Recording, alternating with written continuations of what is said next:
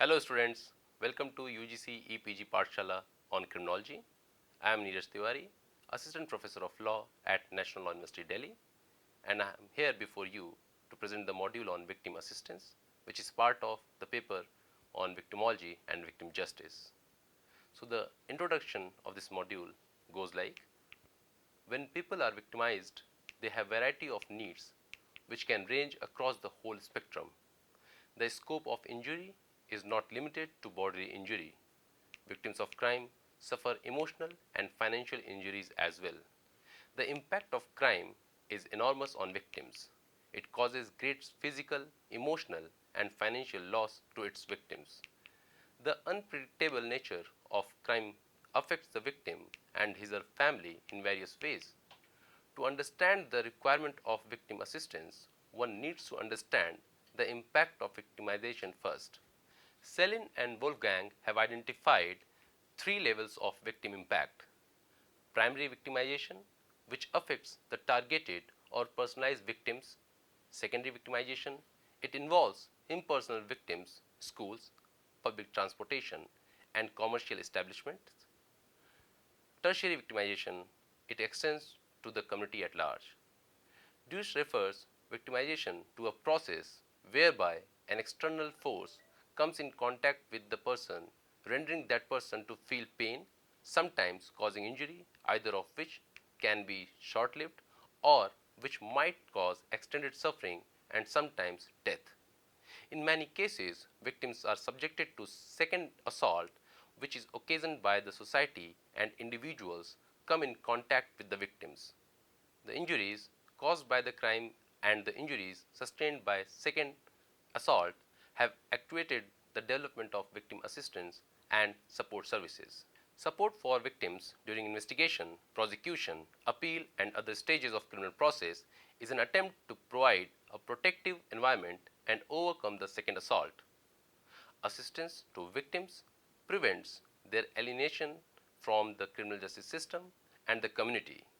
Effective assistance mechanism will help victims to open up, which will help them to provide information about the crime and criminals. To achieve this, it is must that the government, intergovernmental and non-governmental organizations and the community at large come together. Government needs to make their justice and support system more accessible. Victim assistance now encompasses a broad range of services designed to aid victims from the commission of the crime until after case disposition and beyond. Now, the learning objectives of this module. The learning objective of this module is as follows: to make the learners aware of the concept of victim assistance, to make the learners understand the need for victim assistance and support services, to present a comprehensive framework on victim assistance developed internationally, and to acquaint the learners with the victim assistance provisions under different jurisdictions. Now, type of victim assistance services. So, victim assistance services are those which are provided in response to the victimization with an aim to alleviate suffering and facilitate quick recovery. The victim assistance services include and not limited to providing information, conducting crisis interventions, engaging in counseling and social advocacy, etc. The victim assistance service serves in two ways. It restores victims to wholeness in the aftermath of victimization, and it provides guidelines for reducing the risk of re-victimization. The object of victim assistance services is to assist victims in dealing with emotional trauma, encourage their participation in the criminal justice process, receiving reparation, and dealing with problems which emerge out of victimization. Chapter 2 of the handbook sets out following types of victim assistance services. First, crisis intervention. The victim assistance program should provide the crisis intervention. It will help victims to cope up with crisis immediately after victimization. A comprehensive psychosocial assessment of victims should be made immediately after victimization. It will help the intervener to determine the extent of injury and the suitable treatment plan. The primary concern of crisis intervener must be the physical safety of the victim, The experience of victimization is an unexpected event that disrupts victims' life. They may also be concerned about their immediate reactions. Therefore, they must be assured that their reactions, pain, etc., will be kept confidential.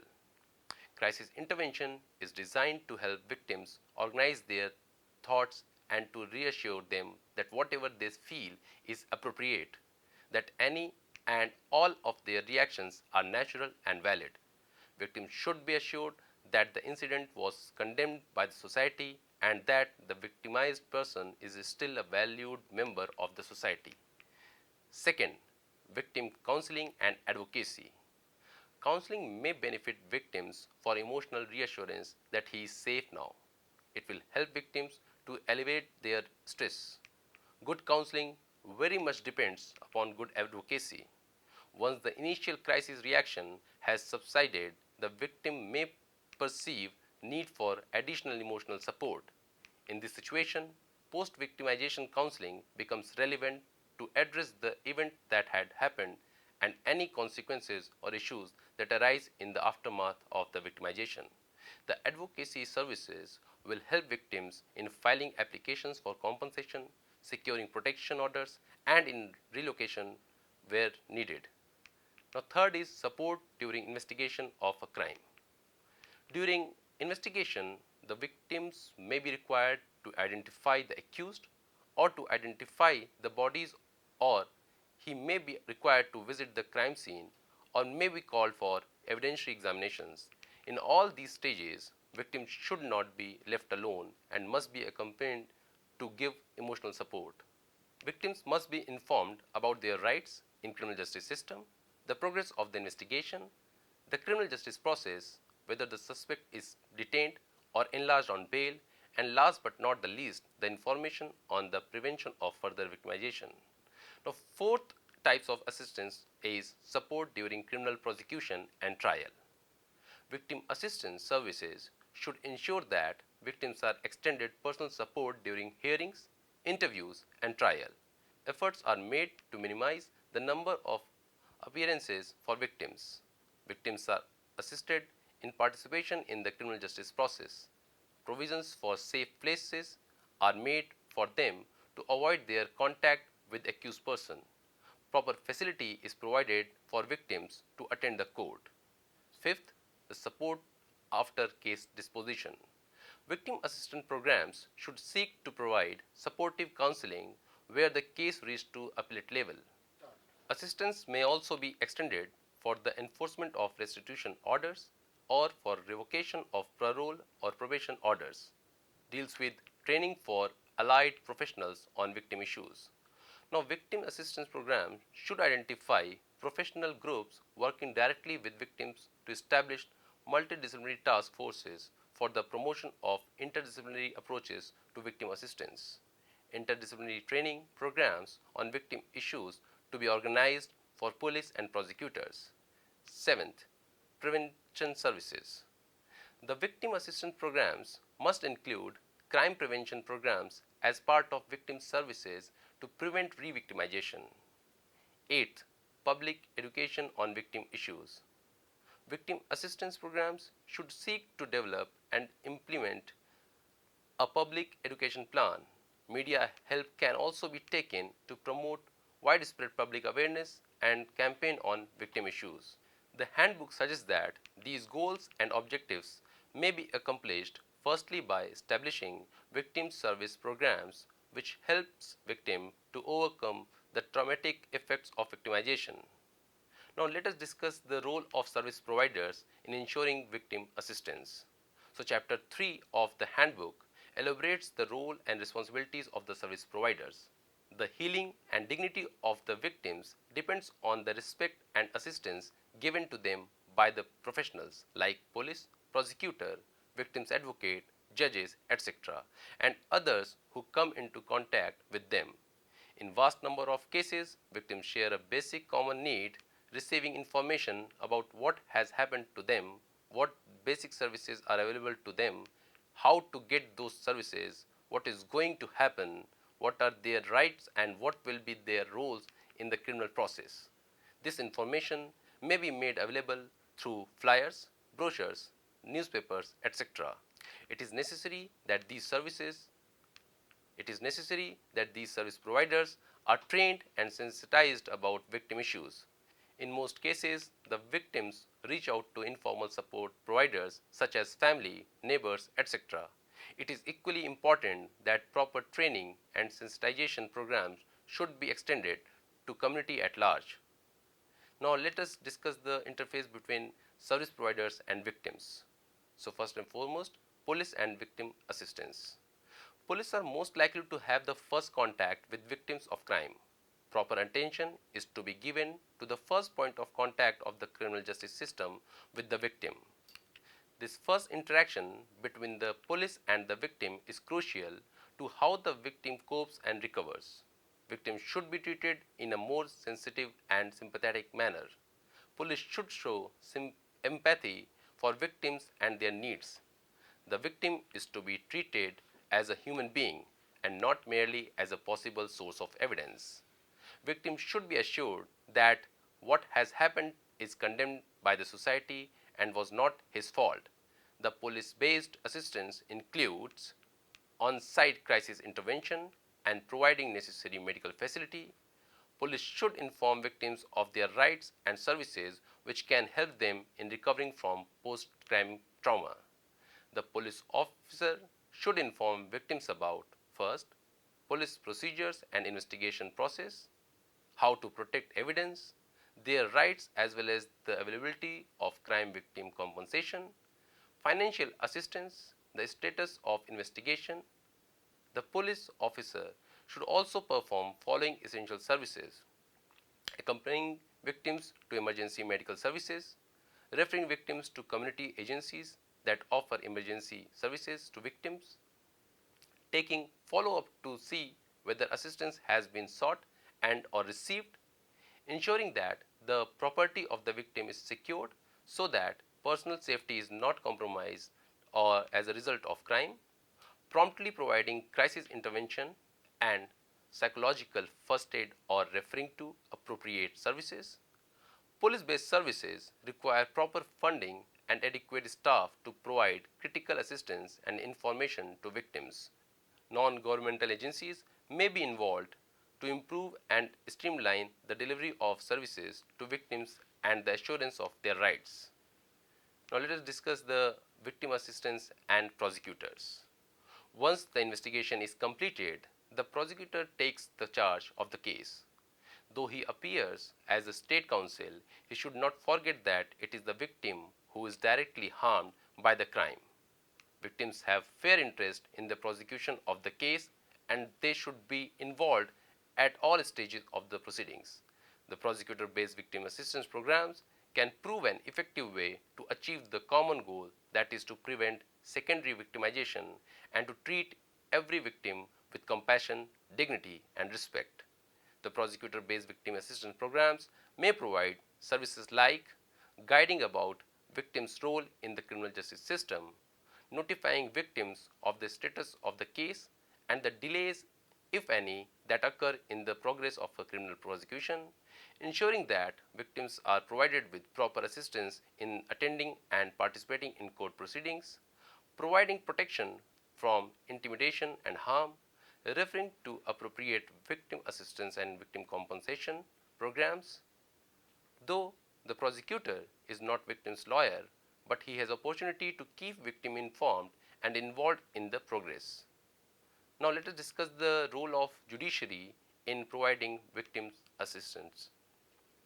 The judiciary is an impartial entity that oversees the progress of a criminal action. Judges are there to protect the rights and interests of every party involved in criminal proceedings. Many a time, judges may encounter cases with a special category of victims like child victim or woman victim. In such cases, the role of a judge becomes very crucial.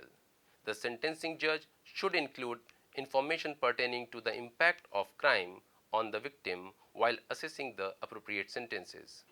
Such information may be given directly by the victim or through the prosecutor-based victim assistance program.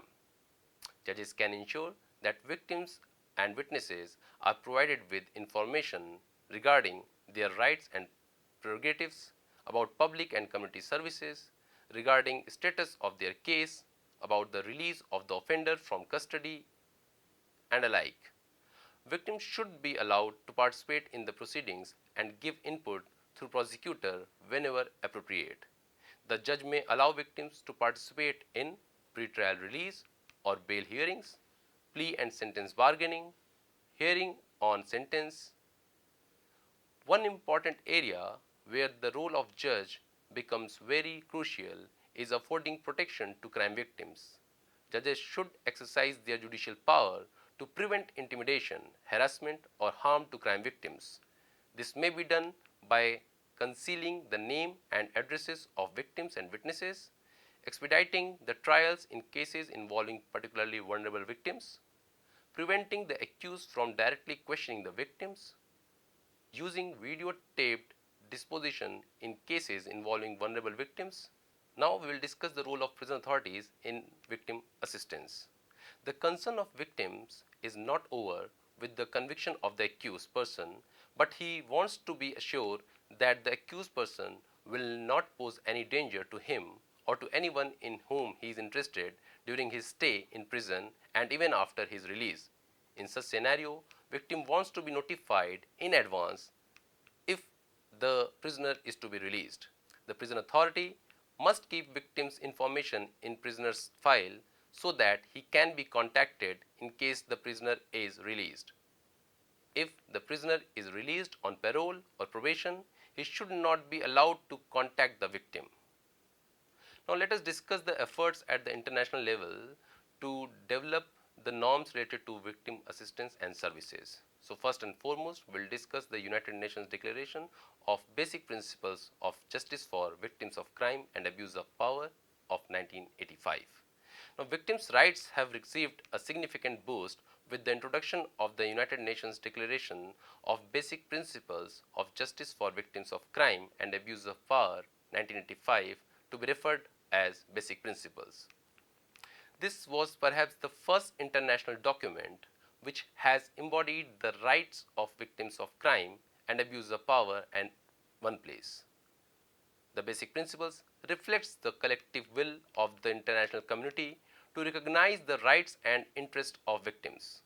The United Nations, through Basic Principles, has emphasized the need for adequate recognition of victims' rights in domestic justice delivery system and sets out areas in which action is required to be taken to ensure just treatment for victims.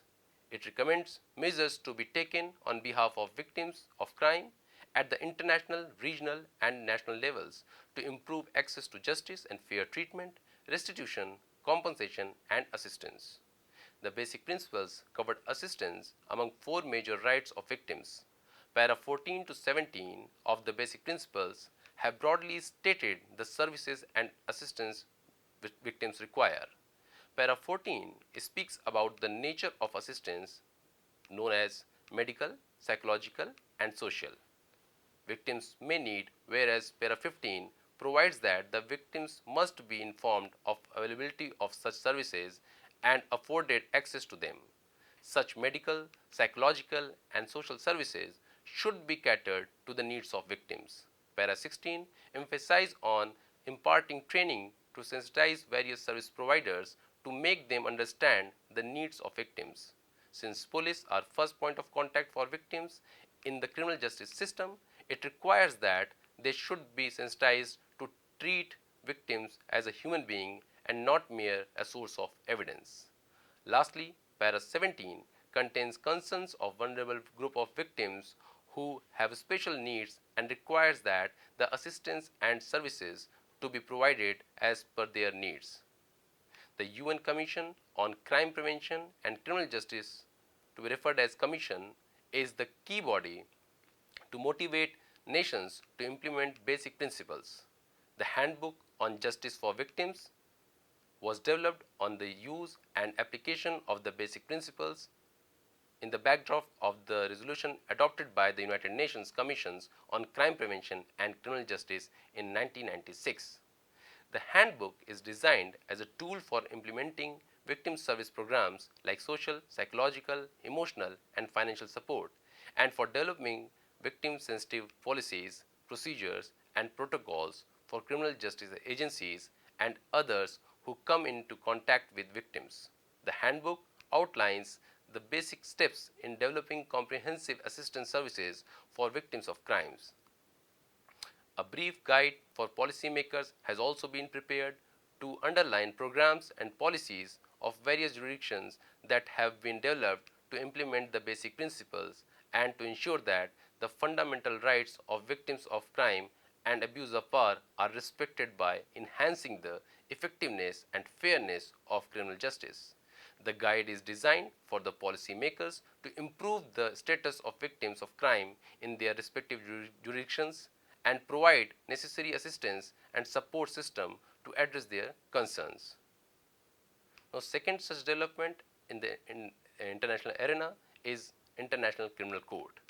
So, the Rome Statute of International Criminal Court, along with the ICC Rule of Procedure and Evidence, has established a progressive regime serving the needs of crime victims. The Victims' Participation and Reparation section was established within the registry of the ICC. It serves as the entry point for applications to participate in proceedings and to process such applications. The VPRS was established to assist victims and facilitate their access to the ICC. Together with VPRS, the Rome Statute provides for a Victims and Witnesses Unit, to be referred as VWU, which is responsible for providing physical protection, counseling, and other appropriate support measures for victims and witnesses. The VWU is in charge of protecting victims from the moment they approach the ICC. The VWU shall include staff with expertise in trauma, including trauma related to crimes of sexual violence. The Rome Statute has also established two independent bodies, an Office of Prosecutor for victims to provide legal assistance and representation, and a trust fund for victims. In addition, Article 68 mandates that the chambers shall take appropriate measures to protect the safety, physical and psychological well-being, dignity and privacy of victims, and permits chambers to hold in-camera proceeding and allow evidence to be presented by electronic means. Furthermore, Rule 90 Subclause 5 of RPE takes care of victims who are unable to pay for legal representation and allow them to apply for financial assistance from the court's legal assistance fund. Now let us discuss the efforts which are taken up at the regional and domestic levels as far as victim assistance and victim services are concerned. The efforts of United Nations to internationalize victim-centric rights received broad acceptance in many domestic legal systems. The basic principles has encouraged many jurisdictions to establish a regime parallel to the norms mentioned in the basic principles. In this lineup, the first and foremost is the European Union. The legal framework and policies dealing with victims' rights and their role in criminal proceedings considerably differ from one member state to another. To ensure minimum standards of victims' rights in all member states, the EU has adopted several legal instruments whereby common rules are framed to protect and assist victims of crime. Hence, victims can rely on the same minimum standard of rights irrespective of their nationality and the place of crime in the EU states. The Directive of 2012 has superseded the 2001 framework decision on the standing of victims in criminal proceedings, which further strengthen the right of victims to information, protection, support and participation in the criminal proceedings. The 2012 Directive has established minimum standards on the rights, protection and support of victims of crime.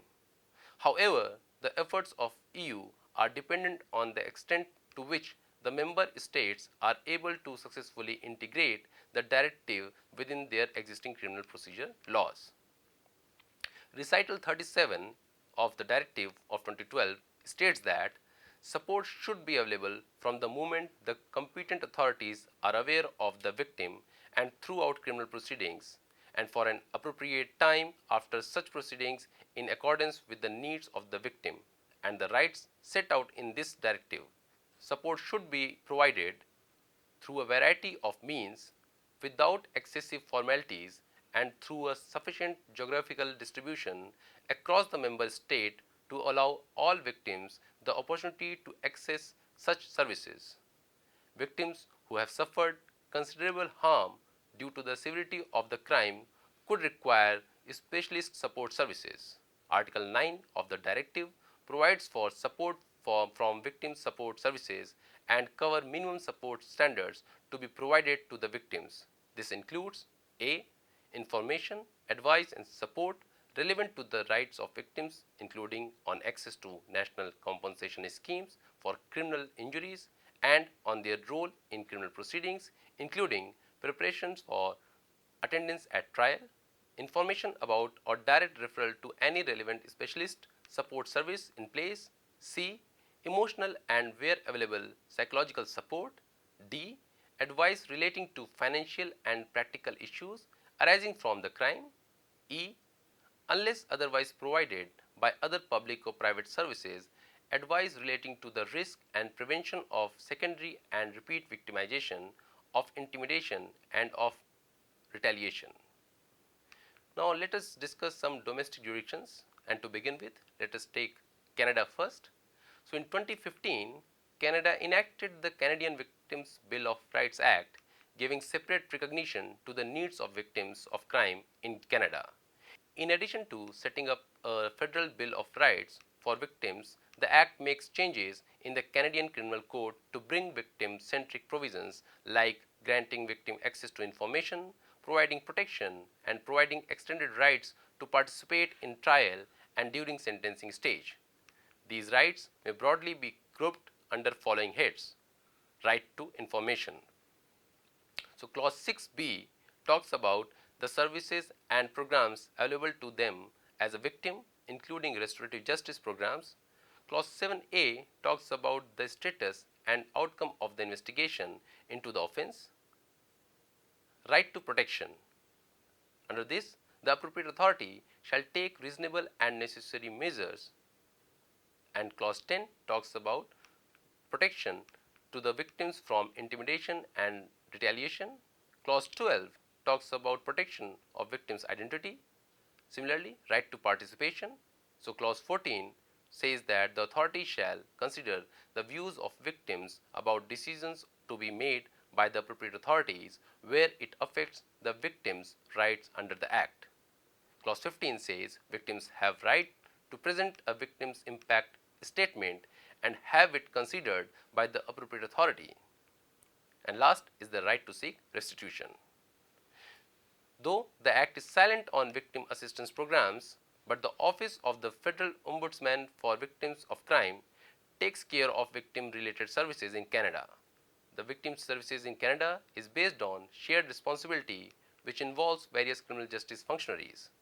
Following are the types of services related to victims of crime. First, system-based victim services. This is an independent service where victim is assisted throughout the criminal justice system. Second, police-based victim services. This type of services are usually provided following the victim's first contact with the police. Third, court-based victim services. The role of this service begins when the victim is involved in the criminal justice process as either victim or witness. One of the major objects of these type of services is to make the court process less intimidating for victim or witnesses. Fourth, community-based victim services.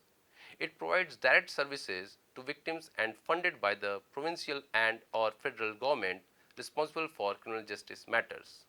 Fifth, volunteers and non-governmental organizations. Many police-based and community-based victim services utilize the services of volunteers to assist with their programs. The criminal law regime of Australia is a combination of 8 state and territory jurisdictions with a limited federal jurisdiction exercised by the Commonwealth. Each state of Australia supports victim assistance programs administered by the states themselves or with the assistance of non-governmental organizations in agency agreement. The state of New South Wales has enacted Victim Rights and Supports Act 2013 to exclusively deal with issues pertaining to victims of crime. The law of NSW also provides a Charter of Victims' Rights under Section 6 of the Act to protect and promote rights of victims of crime. The Charter is non-enforceable in nature. The Charter outlines 18 rights for victims of crime in NSW. Following rights provide for victim support services. Victims' Rights and Support Victims' Rights and Support Act 2013, Section 6. Clause 6.2 provides victims will be informed at the earliest practical opportunity by relevant agencies and the officials of the services and remedies available to them. Clause 6.3 provides that the victim will have access where necessary to available welfare, health, counseling and legal assistance responsive to the victim's needs. Clause 6.17 provides that victims of a crime involving sexual or other serious personal violence is entitled to financial assistance under the Victim Support Scheme. To support the Charter of Victims' Rights, a code of practice has been developed that guides the implementation of the Charter. The code of practice serves twin purposes. First, it helps victims to understand the ways to access their rights and sets out what to expect from the service providers. Secondly, it also clarifies how various service providers can meet their obligation under the Charter. In a way, the code works as a level of guidance for both victims and service providers. Now let us take up the situation in England and Wales. The Code of Practice for Victims of Crime 2015 implements relevant provisions of the EU Directive. It sets out services which must be provided to victims and also provide minimum standards to be followed for each service. Through this code, the government intends to transform the criminal justice system by making it more responsive to the cause of victims. The introduction clause of the code spells out the object it wants to achieve. It provides victims of crime should be treated in a respectful, sensitive, tailored and professional manner without discrimination of any kind. They should receive appropriate support to help them as far as possible to cope and recover and be protected from re-victimization. It is important that victims of crime know what information and support is available to them from reporting a crime onwards and who to request help from if they are not getting it. Following are the support services provided under the code. First, enhanced entitlements. All victims of crime are entitled to be assessed by the police to identify any needs and support required, including one in the nature of special measures. The assessment will take into account victim's views and his personal characteristics, the nature and circumstances of the crime. Victims must be explained by the police that they will automatically pass his/her details to victim support services within 2 working days of reporting the crime. Victims are given a choice not to pass on their details to victim support services. Police must take explicit consent of victims of crime. Police must take explicit consent of victims of sexual offense or domestic violence or from their close relative before sending their details to victim support services. Where victim reports a criminal offense to a service provider, it is a duty of the service provider to ask the choice of victim to be referred to victim support services. If the victim wishes to be referred, the service provider must facilitate that referral. If the victim is either not present in England and Wales or has relocated outside the territory of England and Wales, the victim support services should be extended to the country the victim has located in. Now let us discuss the position of victim assistance and support services in India.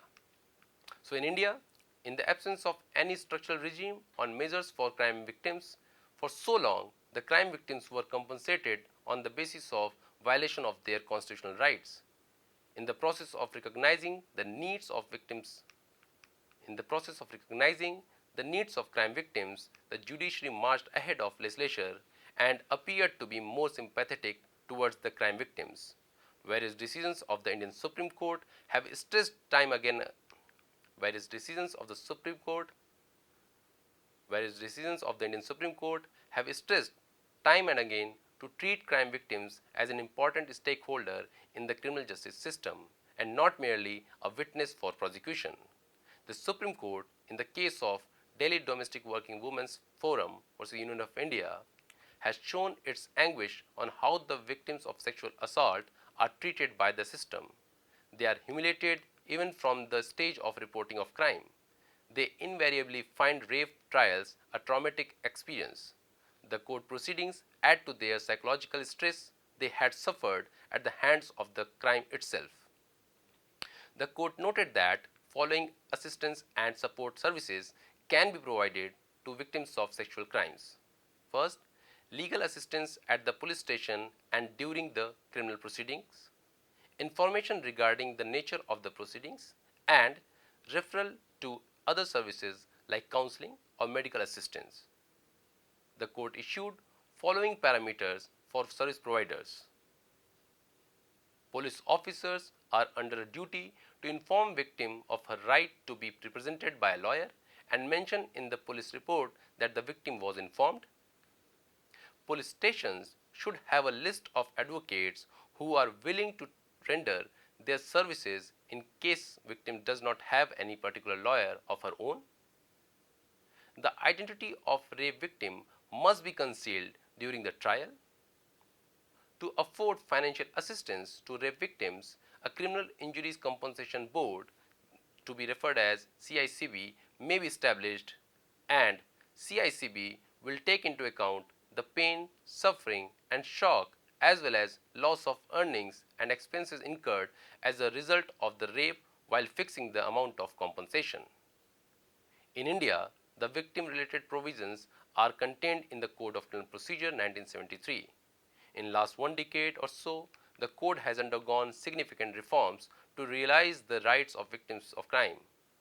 The latest set of amendments in 2013 further extends the interest of crime victims by providing participation in proceedings through counsel, victim support system at the time of reporting of crime, and enhanced rights to compensation.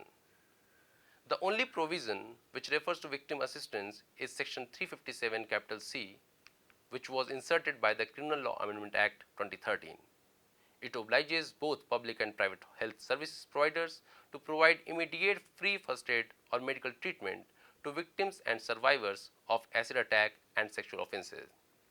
Refusal to provide such medical services amounts to an offence under section 166 capital B of the Indian Penal Code. It can be seen that such medical assistance is not extended to all crime victims but limited to offences mentioned in the provision. The Ministry of Health and Family Welfare of Government of India has prepared a guidelines and protocols on medico-legal care for survivors victims of sexual violence, which require that the health service providers should respond comprehensively to the needs of rape survivors. The guidelines mentions following components as part of the comprehensive response: providing necessary medical support to the survivor of sexual offense, establishing a uniform method of examination and evidence collection by following the protocols, informed consent of victim survivor for examination, evidence collection and informing the police, first contact psychological support and validation, maintaining a clear and foolproof chain of custody of medical evidence collected, referring to appropriate agencies like legal support services, shelter services, etc. for further assistance. The guidelines provide separate guidelines to deal with cases of child abuse and cases involving special victims like victims from religious minorities, caste or tribe, disabled victims, victims facing discrimination based on their sexual orientation or based on their involvement in sex work, etc. A glimpse of victim assistance may be seen in the victim compensation scheme prepared by states. In pursuance of section 357 capital A of the Code of Criminal Procedure, many states formulated policy and schemes to provide compensation to crime victims. Among all schemes prepared, it was only the Odisha Victim Compensation Scheme of 2012 which provided for financial and medical assistance to victims of crime. Clause 3 of the scheme states the aim to provide financial assistance to victims and restorative support services such as shelter, counseling, medical aid, legal assistance, education, and vocational training depending upon the needs of victims. Under Clause 8 of the scheme, the District Legal Service Authority is required, first, to consider the claims and provide financial assistance and support services, as the case may be, in accordance with the procedure prescribed under the scheme. Second, to arrange for psychological, medical, and legal assistance to the affected persons. Third, to arrange for counseling support to the affected woman, including counseling of the spouse in case the affected woman is married. Fourth, the fourth, to arrange shelter for the affected woman for such period as may be required. Therefore, an overall assessment of Indian position on the issue of victim assistance reveals that there is no established framework which can be referred by victims and service providers. Though a paradigm shift is noticed in the victim compensation regime, but very less efforts is noticed in victim assistance and services. The provisions dealing with victim assistance and services are very few. The fourth limb of basic principles, that is assistance, is yet to get full recognition in our domestic laws. It is high time that India should develop a central legislation to provide uniform minimum standards on rights and support measures for crime victims. Summary: the norms on victim assistance have emerged out of the basic principles as adopted by the United Nations. The basic principles has prescribed the minimum set of measures which may be recognized at regional and domestic level. The handbook and guide for policymakers have provided necessary support to encourage the lawmakers worldwide. As we have already seen that the movement has gathered momentum and resulted in incorporation of victim assistance and services norms in the national legal framework. Countries like Australia, Canada have gone further and enacted laws on crime victim rights. A scrutiny of these laws revealed that though the rights are conferred on crime victims, but the same is made non-enforceable in nature.